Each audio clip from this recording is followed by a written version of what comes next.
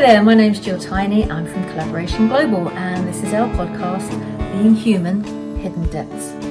I'm going to be interviewing some of our members from Collaboration Global, and they're going to be sharing with you their extraordinary lives.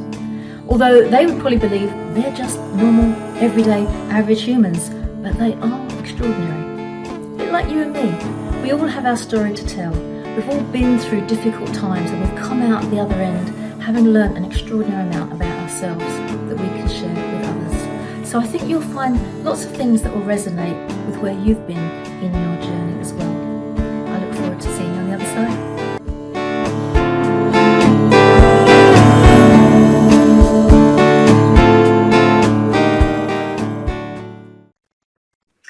Hello and welcome to Being Human, Hidden Depths. I am thrilled beyond words to have with us today somebody who I've been after in the nicest possible way for a long time. Jane Gunn is joining me today. Jane, welcome. Oh, Jill, thank you. So lovely to have you. And I've been writing down all the things that I know about you so far. I've got a long list. I've written it down as a list. I've got this long list. Okay, you're a mediator. I think a lot of people know that about you. Your specialism, conflict resolution. You're also a professional speaker. Some people might not realise that. You're an author. Was that Boredom in the Bedroom and Bedlam in the Boardroom? Was it the other way around? I can never remember. The other way around, but yes. It's fascinating books. Brilliant. You're a mom and you're a granny and you're a podcaster. Is there anything I've missed off the list that you want to mention now? Oh, I don't know. Practice yoga, chocoholic. Oh, okay. I usually say domestic goddess. I mean, what else can there be? You know? What else could there be? Yes. Yeah. And you quite like cycling, don't you? You're quite fit. I love mountain biking. Absolutely. Yeah. I didn't learn to ride a bike until I was about 34.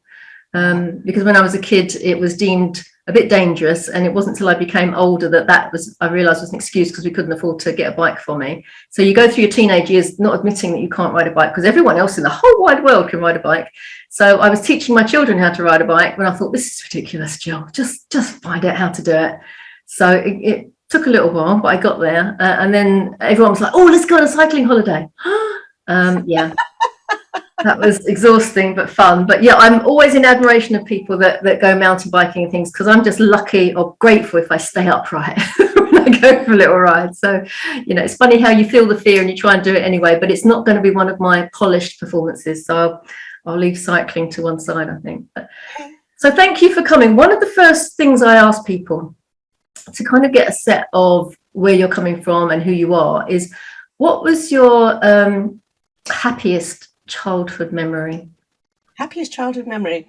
Well, I mean, what's springing to mind immediately is a day in the garden with my sister, and my dad's cutting the grass and he's piling up the grass, and we're just romping in the grass, the cut grass. We're just completely full of joy, just rolling around in the grass and having a great time, a laugh, and just the freedom of that, I suppose, and just the freedom of being a child, the freedom of just playing with my sister. I just remember that day, I think. That's lovely. And I don't know about you, but it's probably those times when you giggle until it hurts and you can't. Stop making me laugh. Yeah, definitely. My dad was always trying to work out how to stop us laughing. Didn't work. And you haven't stopped since, have you? That's so many people say, "Oh, I love that woman's laugh."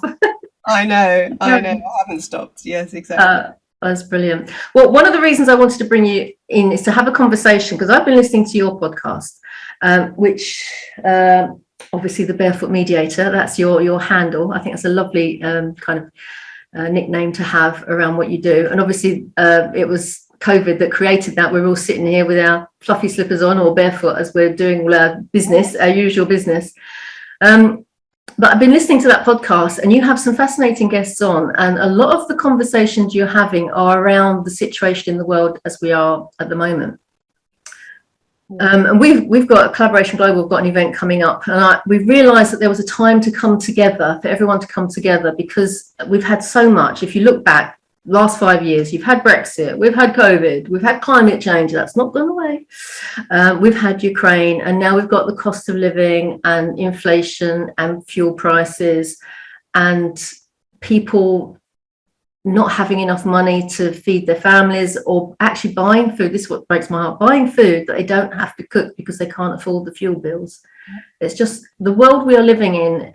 If my mum and dad were alive, they just wouldn't believe it. It just doesn't seem feasible and possible. So for me, part of my remit is about collaboration, bringing people together and helping people. And part of that is to help them to realise how to get out of disputes. I think the world needs to come together. And I think in the crisis that we've had, they do come together. You know, the people that showed up at the supermarkets, you know, the delivery drivers during COVID, and all standing on our doorsteps and applauding the NHS. We came together in the emergency.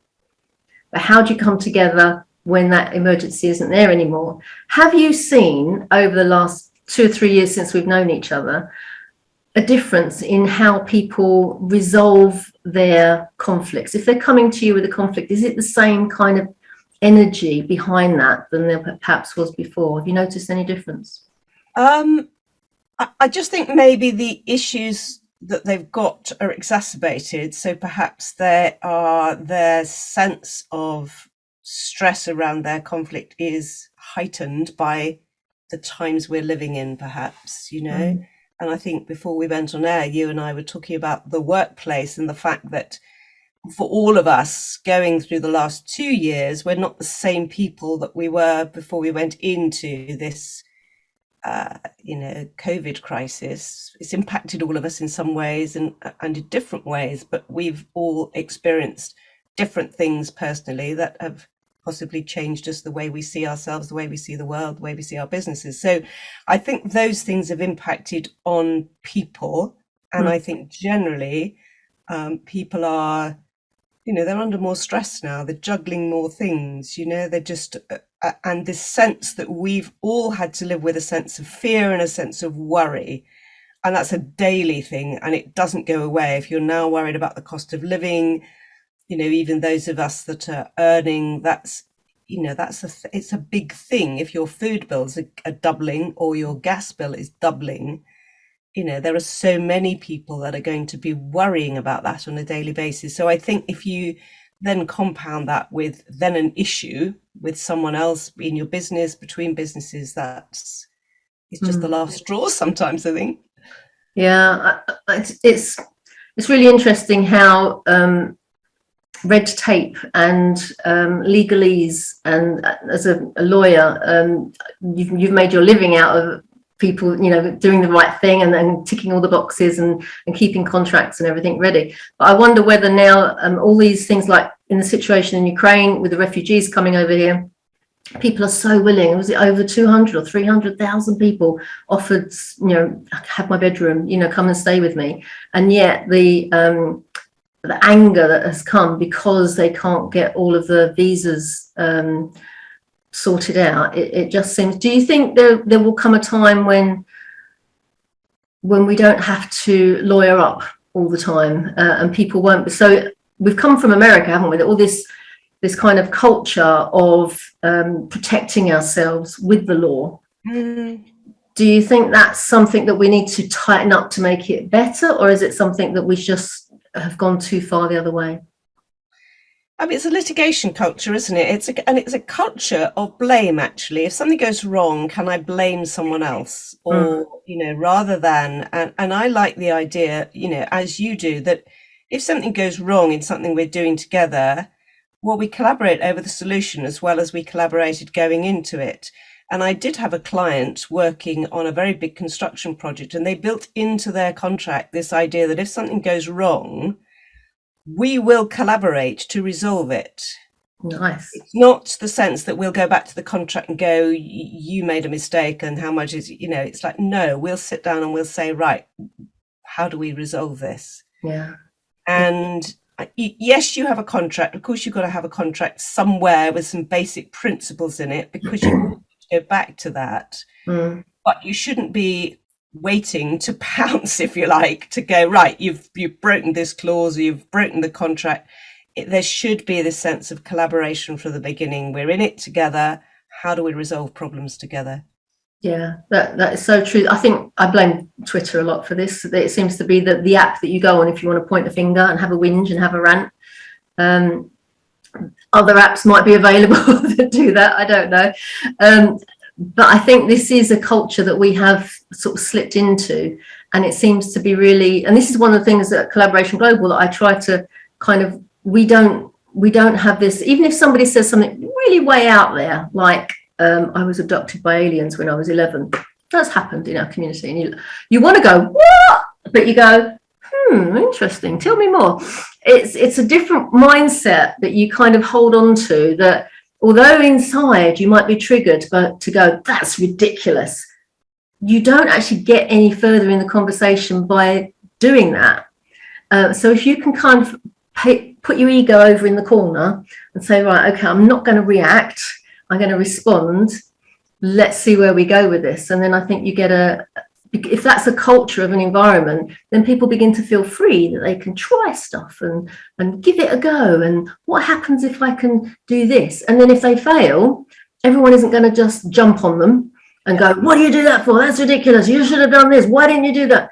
And they might have made failings that need to be answered. But at the same time, if you don't try anything new, how are you going to learn and how are you going to move forward? Absolutely, Jill. One of the podcasts that I did recently was comparing the difference between linear thinking and lateral thinking. I heard that one. I love that one. That is so interesting, because I've kind of known that in theory, but just understanding that, if we're a linear thinker, or if we've embedded that into our business and our relationships, when something goes wrong, we have to work out who's right and who's wrong. We have to think there's only one way through this. And, how do we think more broadly about it? So that's very much what my work is about saying, no, let's broaden this out. Let's look at the big picture. Let's see what all the elements are of this and unpack it, and then work out where do we go together through this. So some people might think of that kind of conflict resolution is bringing somebody else in to work out who's right and who's wrong, and then somebody else is officially pointing the finger. But that's not your game, is it? Or is it? I don't know. No, it's not at all. And yes, some of my clients think I'm going to do that, but and I have to make very clear, it's not my job. My job is not to sort of tell you who I think would have won if you'd gone to court. It's not to give you any kind of judgment. It's really to just, what I'm doing is enabling a conversation to happen that has broken down. The interaction between those people, it isn't effective, so they can't move forward and resolve their problem. So it's enabling that. So what I'm doing, actually, we're doing to creating shifts in two things, and that's recognition and empowerment. How do I make the other person feel empowered enough to join in the conversation, not what we would call weakened and self-absorbed? And how do I enable that person to, as you're saying, recognize the other person, acknowledge the other person, and go, I don't necessarily agree with you, but I can see that you have a different point of view to mine, and I'm curious to know where that comes from. Rather than just say, I have to shut that down because you're mad or wrong. Yes, which we might feel like doing. To be fair, we're all human, and sometimes that knee-jerk reaction is the first thing that you just want to. But the satisfaction of ranting off at somebody is never going to appeal. Recognition and empowerment, that's lovely, isn't it? Because most of the time when communication's broken down, one of the people, possibly both parties, are not feeling heard. Yes, absolutely.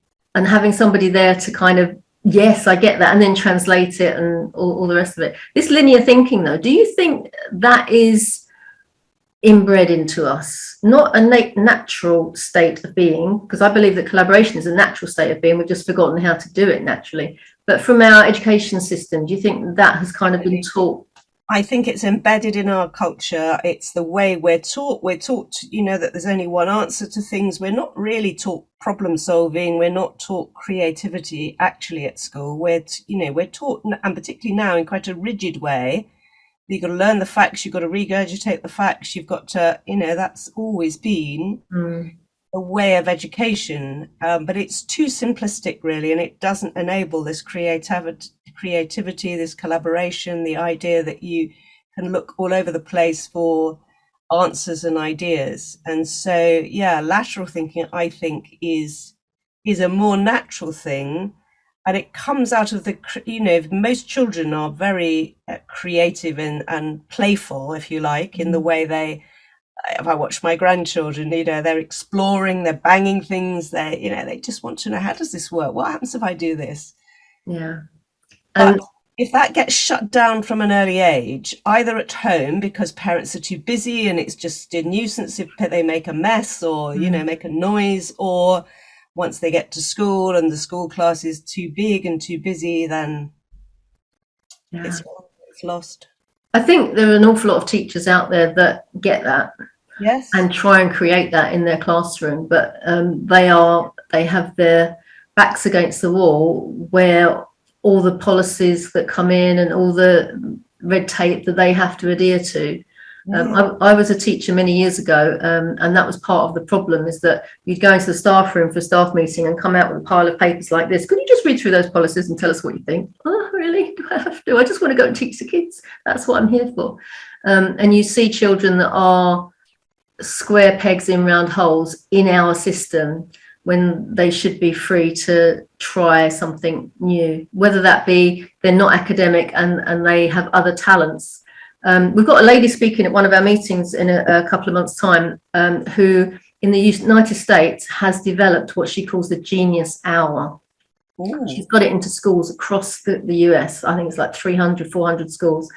And basically, the children are not taught to find their own genius. They are given space, that hour, and tools for them to work it out for themselves.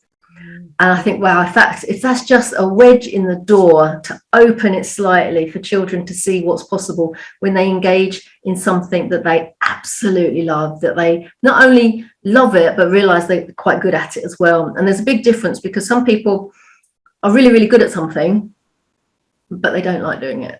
Just because they've had the habit of doing it again and again and again. So I asked this question to you because one of my clients was known for her conflict resolution. And she said, oh, yeah, I get this. I've got an award and that. Da, da, da. And I said, oh, that was brilliant. You must love it. No, I hate it. Really? She said, Jill, just imagine every day I'm going into an argument. It's exhausting. And I saw where she came from. And by the time we'd finished working together, she'd semi-retired and was working with disabled children, teaching them how to ride ponies. Wow. That was her joy. And when you look back to the beginning of her life, like 8 years of age, that's what she loved doing. She would go to the pony club and she would help the others to get onto horses and things. Yeah. So when you were little, it's a kind of a backward kind of question. Can you look back and join the dots and go, I was destined for this? I could see where I was going. That's an interesting question, Jill, and I've not thought that far back. I know when I was at work, although I was working as a lawyer and I was working in commercial property, I would often get given what was perceived as the most difficult clients. You can manage these, Jane, we can't manage them. And I didn't find them difficult. I just found them interesting. Right. And often they became my favorite clients or my friends or whatever. I just found them interesting and not difficult. So, going back, I think I've just always been fascinated by people, and I know you are too, Jill. Just fascinated by people and what makes them tick, and so I think probably from early on, I'm just I'd always been interested in different people. People who didn't really fit. I'm much more drawn to someone who seems to be more outside the group. I remember having some gypsies came to our primary school, and they weren't there for long, but I thought they were fascinating.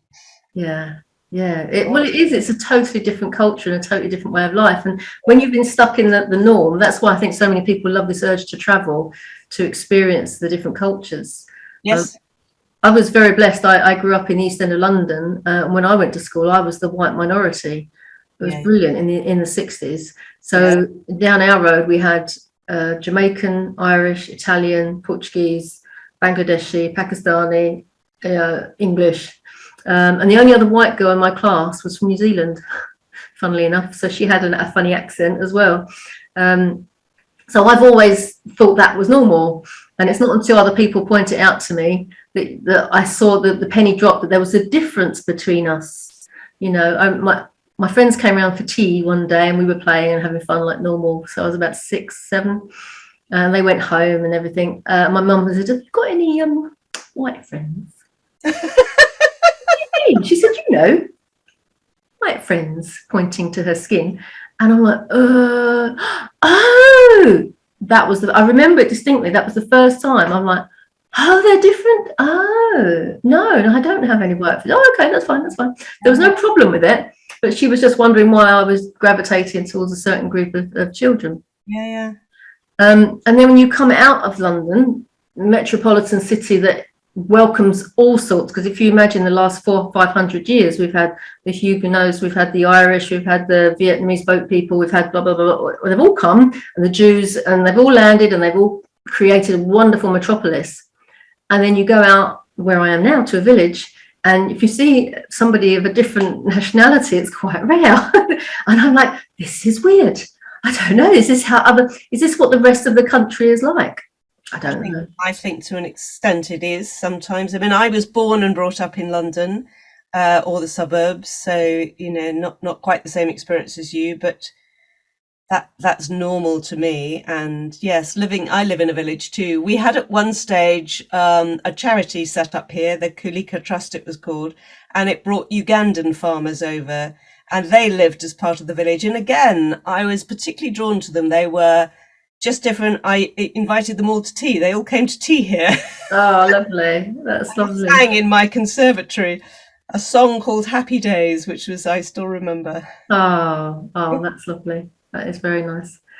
Yeah. So getting back to your conflict resolution, if you were to, because this is what you're known for, this is what your brand is, if you want to put it into business speak, if you were to leave a legacy behind and, you know, look down on us from above and go, I did that, what would you like to say that was your reason for being here?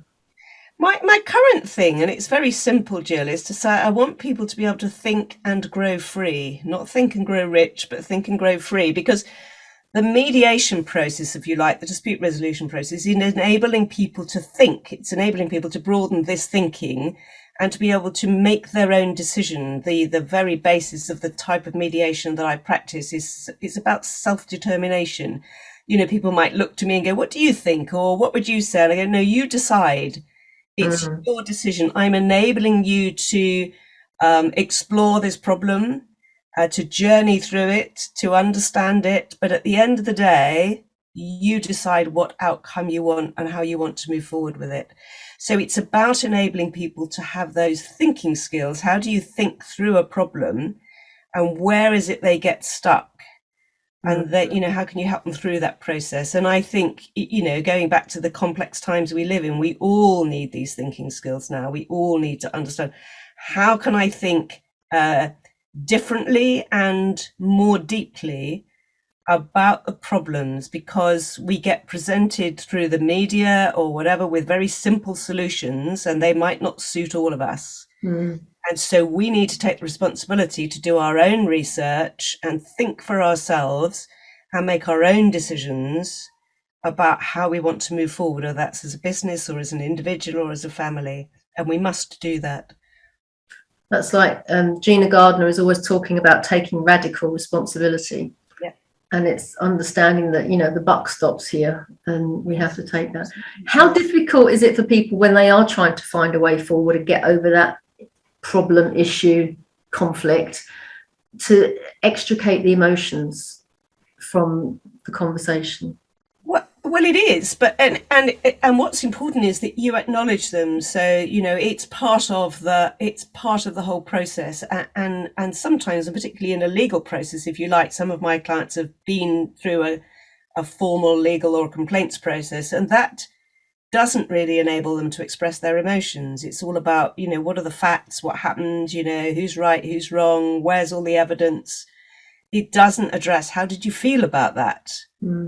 What impact has that had? Where do you want to go? So the type of questions and exploration I'm doing is very different, because it is about, you know, how do you really feel about that? How is that impacting on you, your business, your family? how do you want to move forward? That how do you want to feel about that tomorrow or in 5 years' time? Good question. Because there's two things. When you're in a formal resolution process, you can reach a settlement. So you can say, right, the judge might say, or you might say, I'm happy to settle for this amount. But that's different from resolution. Resolution is I'm at peace with the outcome I've agreed, and I can draw a line and I can leave that behind. But settlement doesn't achieve resolution necessarily, and that's the difference, and that's one of the key differences, that the work that I do gives to people this opportunity to reach a resolution rather than a settlement. That is so important, isn't it? As you say, draw that line in the sand and move forward. Otherwise, there's always that little part of you in the back of your mind going, I should have, maybe I would have. Yeah. And it hangs, and I think we are more aware now of our mental health than ever before because of what we've been going through. And I think when people are in conflict, it's so all-consuming that it must have like reverberations. Hey, you've got a settlement. There you go. You weren't happy with that settlement. Where do you go with that pain and that emotion? And then will it actually affect, your long-term mental health? Yes. How do you deal with somebody who doesn't want to see the way forward? Maybe their ego is slightly too inflated, that they say, I'm right, you're wrong. Yeah, and that's the difference. You see, if I'm a judge, I could just say, well,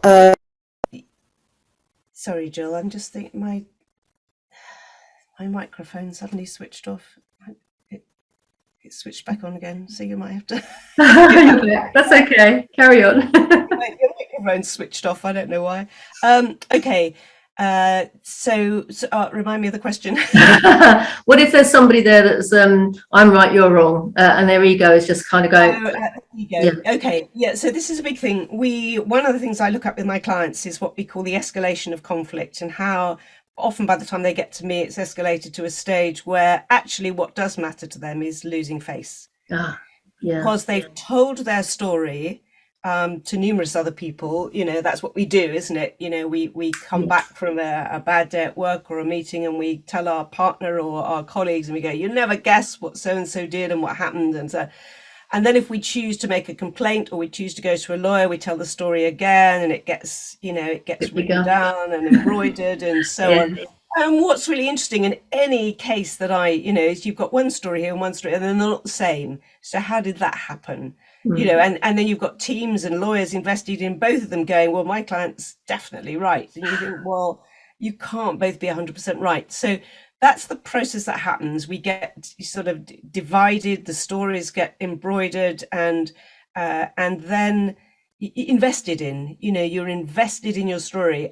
And so you don't want to lose face, not only for yourself, but in front of all these people you've told your story to. Yeah. So that becomes, and when we start to look at international affairs like we're going through now in Russia and Ukraine, for sure, this sense of loss of face, and not only with the key people, but there's a lot of other people invested in those situations behind the scenes and so on, who also do not want to lose face. So it becomes very complex, and that's one of the things to think about, is how do you enable people to think about that? And one of the questions I ask people is, what outcome do you want? How do you want to get there? What's important to you?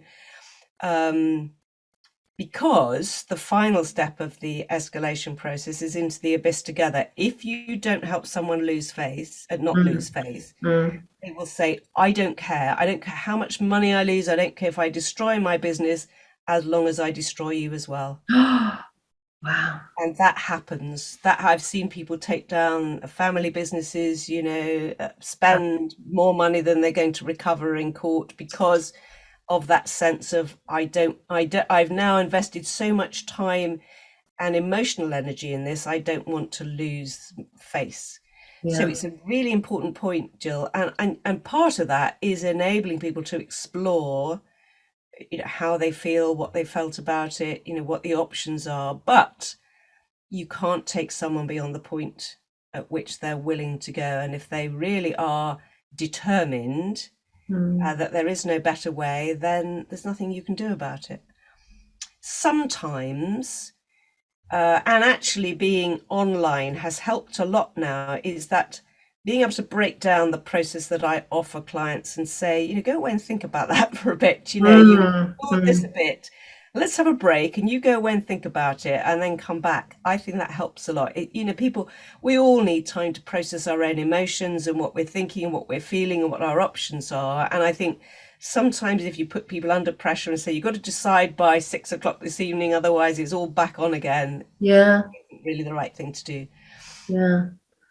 That is interesting, isn't it? Because I've seen it on newspapers, how we're going to let Putin save face. And that's exactly what you just said, is like, how is he going to be an all or nothing kind of guy? Because he's gone so far now down this road. How do we help him to backpedal and not feel like he's lost everything?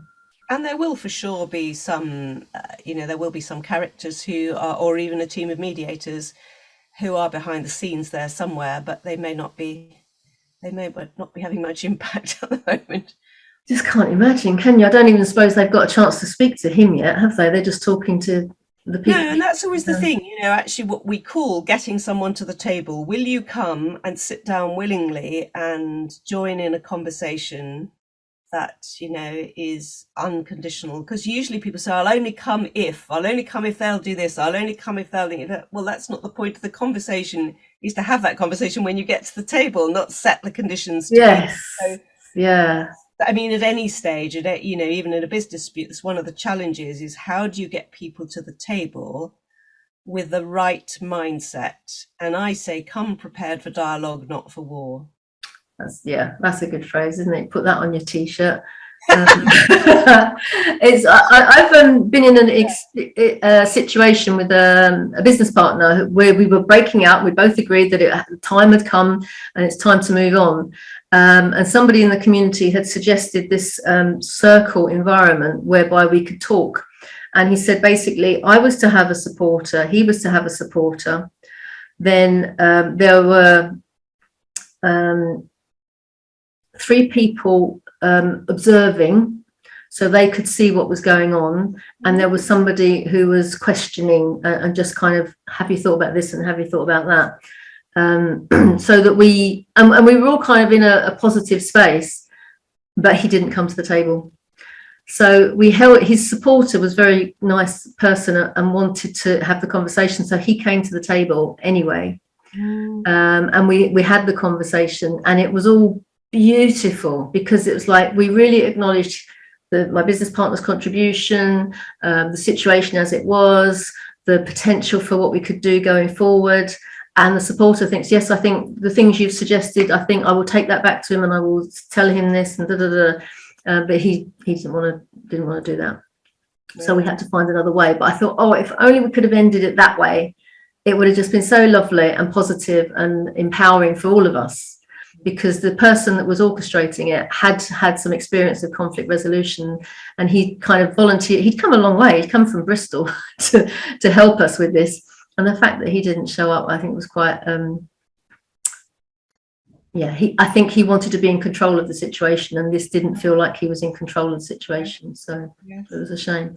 Mm-hmm. There are so many people that you can see in the cold light of day like this. You can go, why should they do that? Oh, that's terrible. But when you've got the emotion attached, that's why I said to you earlier, how do you get someone and go, look, let's put the emotions over there. I know you're angry. Let's put that over there. It's really hard to kind of detach it when you've got this vested, I'm not going to back down scenario. I knew somebody who took their employer to tribunal over some decision that had been made that was so-called wrong in their eyes.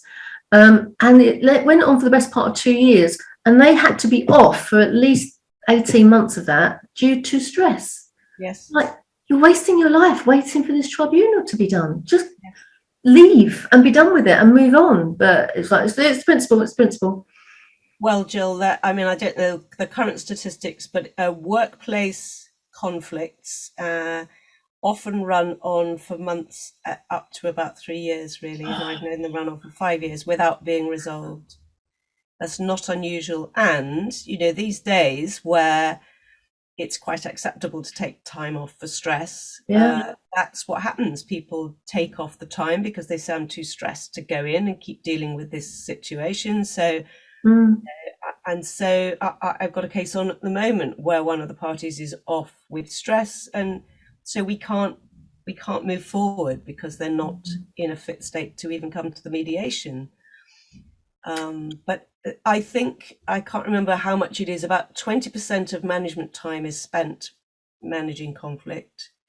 And the cost of conflict to British industry, even at the last time it was tallied, was £30 billion a year. I mean, can you imagine? And that's because of lost time, lost productivity. You know, if you imagine that someone is, you know, is in a conflict and therefore stressed, and they're perhaps off sick or 50% less effective, the knock on, and that's probably only one example within that organization or one person of the number of people that are affected. Because if there is a toxic culture going on generally, there's going to be other situations. And then that person that is off with stress, that stress isn't just let's sort it all out, bow back, stress disappears, because that's already doing internal damage to them. So 6 months later, they've got a back problem, or they've got a neck problem, or they've got a digestive problem, or there's something else going on as a result of that kind of, and even real physical presentation.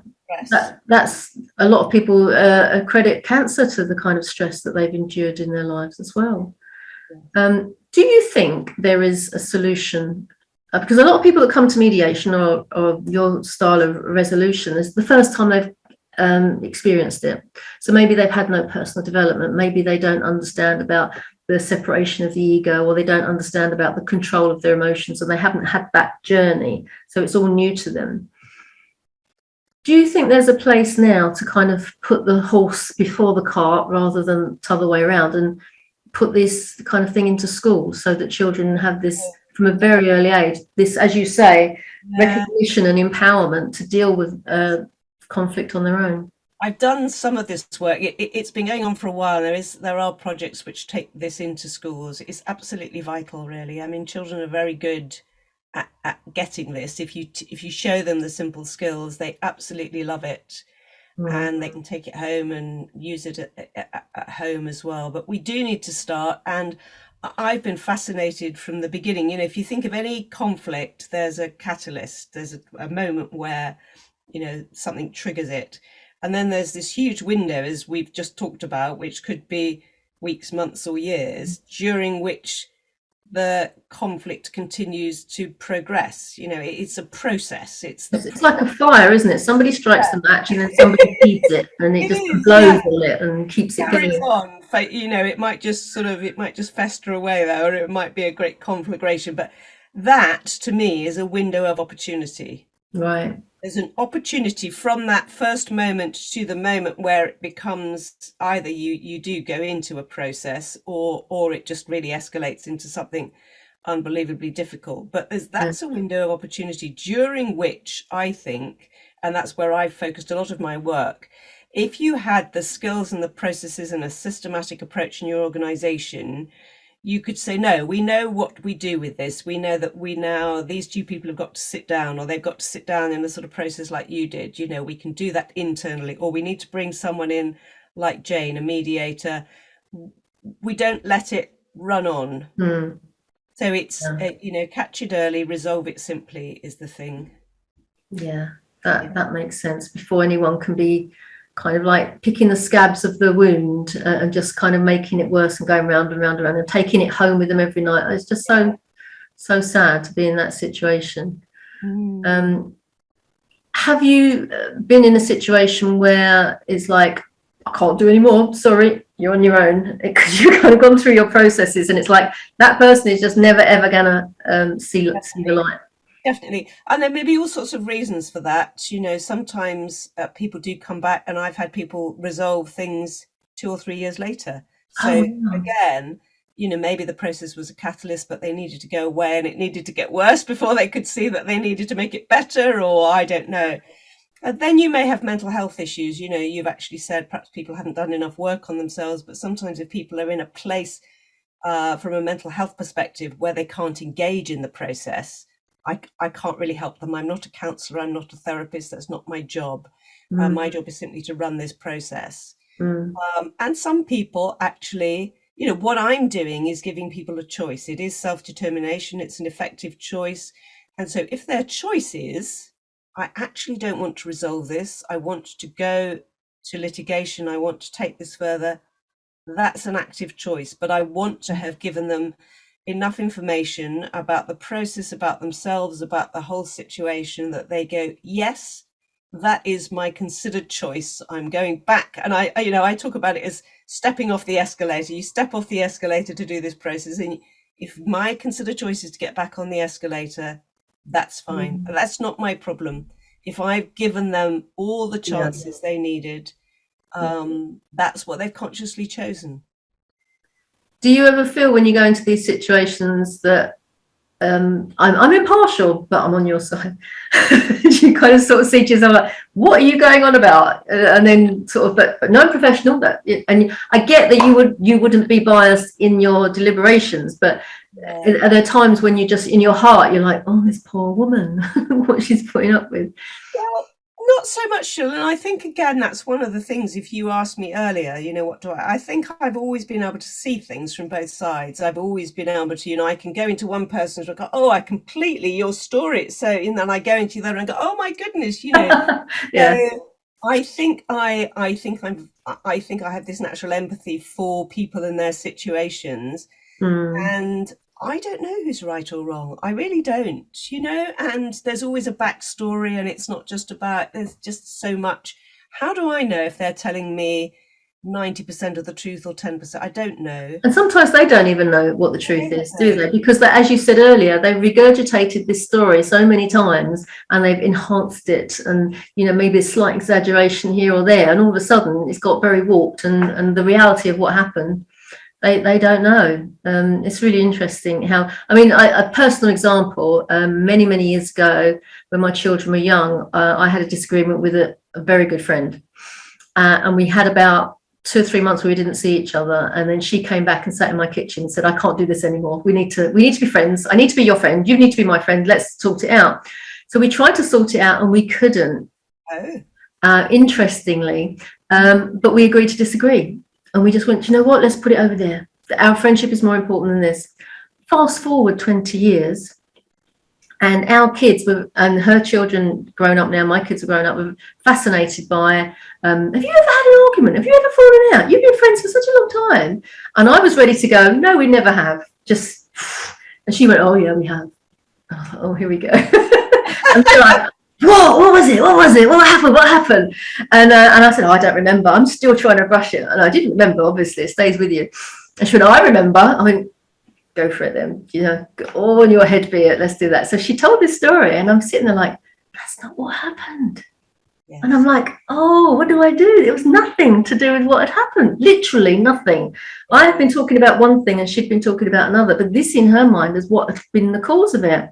So then and she said, is that how you remember it? I went, not really. So I then told my version, and we were very calm about it. There was no anger. We'd got over it, right? The friendship was much more important than any resurrecting of the dead wood. And I told my side of it. And I looked up and I'm telling the kids. And I looked up at her and she's just crying. She had no idea that that's what was going on. And we hugged and we forgave each other all those years later. But the friendship had been so important that we kind of got over what the problem was in order to keep the friendship going. And actually, you've just raised an important thing, because, this idea of forgiveness, and, sometimes you're having to forgive yourself. So many times, although I might think I'm mediating a conflict, I'm actually mediating some of these things like grief and forgiveness and a sense of wanting to have retribution. I'm mediating all of those things, all of those emotions have to be mediated for people to move on. And that's something you'd never get in a court case. No, that's so true. You have to be so wise to kind of tune in to all of those things that you've just said. Can you imagine doing anything else? No, it feels to me, Jill, like a calling. I can only say that. And, people say to me, will you retire? And I say, you can give up your job, but you can't give up your calling. I'm sorry, I can't do that. You wouldn't want to, would you? I wouldn't want to. There's nothing that makes me need to have to do that. And I just think I continue learning from the work that I do. So I hope, year on year I'm able to offer even more to my clients or those people that I work with. Yeah, absolutely. And for me, collaboration cannot evolve and survive without that ability to resolve and have resolutions around any conflict that might happen. I mean, for me, when you follow the kind of format, that skeleton of what you could do in a collaboration before you start, so you put the foundations together. And one of the foundations we call the rules of the game. And we've taken it from Be More Pirate. I don't know if you know the book that's out there by Sam Allende. It's a brilliant book talking about how pirates in the 1700s had a really good culture in that same-sex marriages were allowed. Nobody was in charge. There was the captain, but there was also the first mate, and they were equal. They chose how they distributed together. They chose how they distributed the wealth. It was always distributed equally. All these kind of things that are now frowned upon or looked at. Women were equal. The most successful pirate ever was a woman.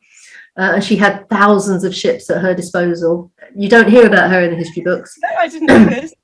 Read the book, it's fascinating. So we've taken the pirate code, which is what they used to do before they set sail. Whoever was on board that ship would sit down and they would make up the rules of that voyage.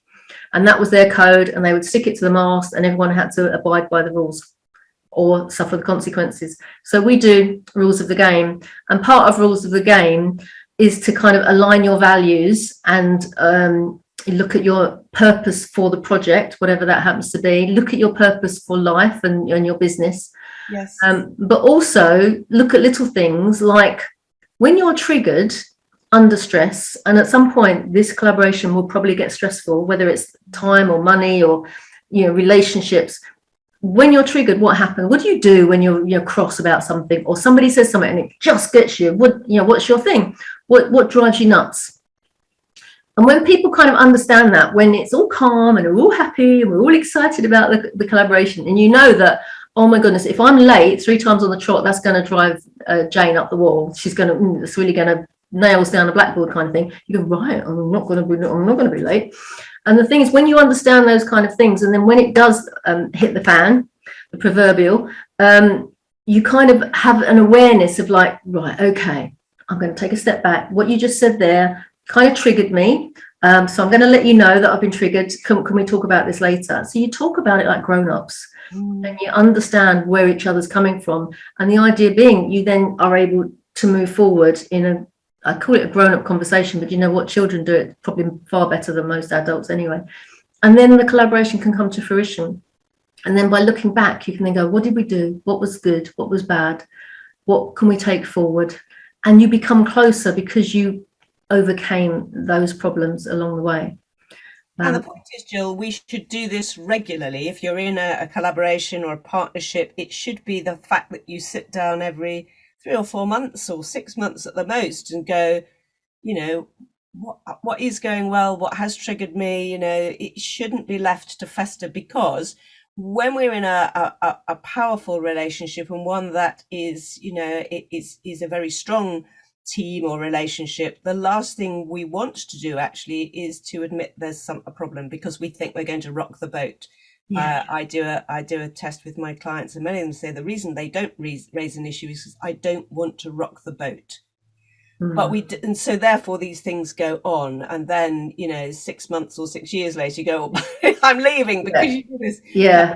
And another thing, you remember that thing you did 6 years ago? It's still there, and it's like scratching away at it. So I say the foundation of collaboration is conflict, because we need to accept, acknowledge, and actively manage it as part of our collaboration. It should be the foundation on which everything else sits. We will have conflict. Yep. We know it's going to happen. What is our process for uncovering it, for managing it? We should have that articulated. Yeah. Bullseye, absolutely. And just imagine if we then took that to a bigger scenario. What if politics had that philosophy? Well, it should do. It should do. Politics is very archaic and patriarchal, sadly. We haven't been able to embed these processes in politics. We're starting in schools and so on, but yes, for sure, to be able to embed it in politics would be amazing. And just the way our House of Commons is structured is very adversarial. Yes. The way they speak to each other and bray at each other and all of that is very archaic. Yeah. And even just changing those simple, when you sit people in a circle as opposed to face, you change the dynamic. You just do. You change the environment. So thinking about those things, and then, what are the rules of conversation? It isn't okay to shout over the top of someone else. It isn't okay to bark at someone. It isn't okay to use derogatory statements. If those are values that are at the heart of the dialogue in politics, we would have a very different kind of yes politics. Yeah, and I think history plays its part, that people don't want to, they're very proud of the history of the nation, but actually if we just use Parliament and that two-sided chamber for ceremonial purposes, and then we took it into another more modern building like the town hall in London on the South Bank, and it's a circular building, isn't it? It's in that space, it's very and come together as this is a problem. How are we all 3, 5, 10 parties happen to be around, how are we going to solve it? Right. Yeah.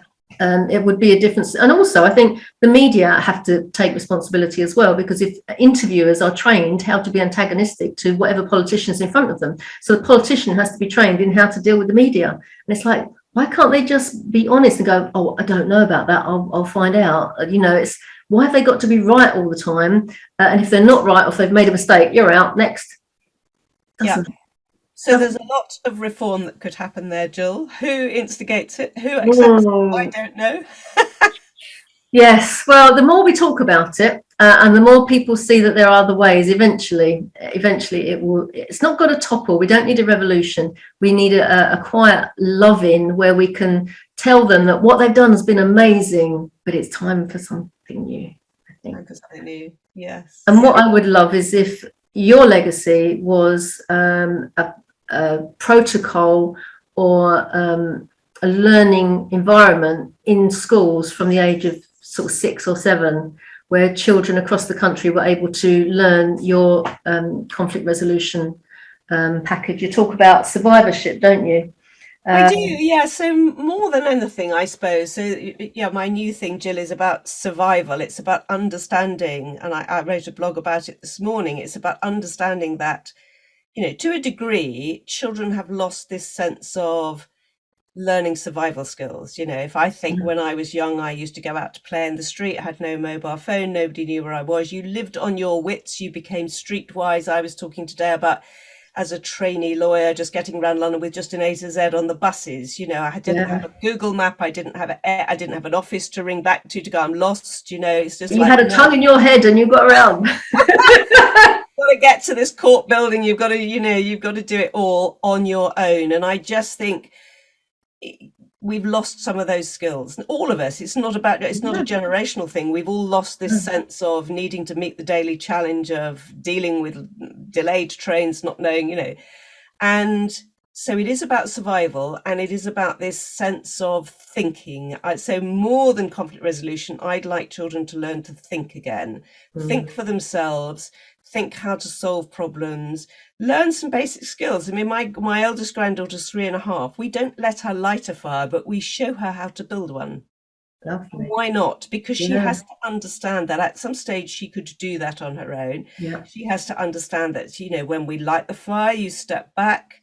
So she's learning about these things already, rather than saying, don't touch, it's dangerous. No, you lay the fire with us, and then you learn when to step back, and you learn that it's dangerous, but it's an important life skill. And so is learning to find your way home. If something happens to your mum on the way to, how do you deal with that? Do you know, even as a young child, how to ring the emergency services? So we need to stop wrapping ourselves and wrapping our children in cotton wool or living in bubbles that are very convenient and very happy. And we need to learn again these survival skills, the mindset of I don't know what's going to happen next, but I know I've got the skills that I can think it through and I can take people with me. I know who to, I know who to call and who can help me. Yeah, yeah, We all to be able to help it. One of the things I find lovely in the mountain biking community is if you're out on the trail on your own and you're stopped, other mountain bikers always stop and go, "Are you okay? Can I help oh, you?" that's lovely. Always. And Yeah, I do the same. If you see someone stop, even sitting down, you just stop and go, "Are you okay? Do you need something?" I didn't know that. Yeah. That's really nice. They do that in Canada as well. When the snow comes, if you see a car on the side of the road, you stop. And one lady I was talking about, and she told me about this. I said, that's lovely. And the very next day it happened. And she said, I did a little video for you just to show you how Canadians are so friendly. And she said, in the space of half an hour, 35 people had stopped to say, are you okay? While somebody stopped to help change the tyre, got them off the road and got them going. And somebody else went ahead to ring because there was no service up halfway up the mountain, and it was just so lovely. And there are so many people like that are out there that are good. That's you just told me something new. I didn't know that. I think that's lovely. Yeah. You're right, having these survival skills. I taught my kids to get from Essex into London on the tube and the train when they were 11. Yes. So they said, oh good, can we go into London on our own now? So I think the first time they went on their own, the eldest was nearly 13. But she went. I said, right, you've got to go with some friends, the friends that I knew. I kind of went with them 2 carriages down, but they didn't know. So I got there, they were okay, came back, they were okay. And then they did it. And yet a friend of mine took her daughter backwards and forwards to school by car every single day till she was 18. And she never got on the bus, she never got on the train, she doesn't know how to. And yet she stayed with my daughter, and Danny said, oh, I put her on the train to go home, that's all right. And I went, she's never been on a train on her own before. She said, but Mum, she's 18. I went, I know. So we were all worried then, because there was this, and Danny had been doing it since she was going across town all over. When the 6th of July bombing was, she got to Liverpool Street Station, all the stations were shut and she was stuck there. She just went up to strangers, said, how do I get to Cannon Street? I'm supposed to be doing work experience at the age of 16. People were very helpful and were lovely and looked after her. Yes, mostly. I mean, as a speaker, I've travelled all over the world on my own. And I don't find it a problem. I think generally, if you've got the right mindset, you'll find the right people to help you, you'll find your way. And, of course you've got to be streetwise and look after yourself as well. Yeah. You've got to know how to do that, but also you've got to trust in the good faith of human beings, which is generally 99% of them are wonderful. Yeah, we portray this idea that we live in this big, bad, dangerous world. I don't believe it. I mean, yes, there are bad people out there, but there are a lot of good people who are going to step up and protect you, and it's not an excuse not to go out. No. Yeah, it's easy done now, isn't it? Oh, I'll stay home and do Zoom instead. No, get out and see real life people. It'd be brilliant. Okay. Listen, Jane, this has been a fascinating conversation. I really hope one day, if I am blessed to have grandchildren, that in their school we'll see one of your courses that they can take. I think all children need to understand, as you say, how to survive, but also how to know the stepping stones of solving any conflict that's going on, because there's far too much out there and we don't need to create anymore. We just need to start pulling people together into collaborations that can help the rest of the world. That's what we're here for. The world is, we've been put on this planet to love each other, and that's plain and simple. And if we can remember that and do that, whether it's a smile on the train to a stranger, or whether it's a wave to somebody that's been on their own for a little while, or a phone call, however we can help in any way, shape or form. And I think what you are doing is so important, and I'm so grateful that you came and spent some time with us today. And I think that it's no coincidence that those of us that are here at this time, because we've got an important job to do. Absolutely. If somebody wanted to get in touch with you, because maybe they might have a conflict going on, what's the easiest way to get hold of you? So they can email me. It's very simple, jane@janegunn with 2 N's.co.uk. I've got my website, which is janegunn.co.uk. And I'm also, as you know, Jill, on LinkedIn blogging most days. So that's a good way if you are interested to sort of know more about what I think and how I talk about what I do. Always worth a read, always. And if you want to meet Jane, hopefully she'll be speaking in the not too distant future at one of our events. That would be lovely to have you on that as well, Jane. Thank you. And if you want to contact me, just go to collaborationglobal.org or find us on Eventbrite and come along to one of our meetings. They're always on the last Tuesday of the month. Thank you again, Jane. It's been an absolute joy. And we'll see you soon. Thank you very much.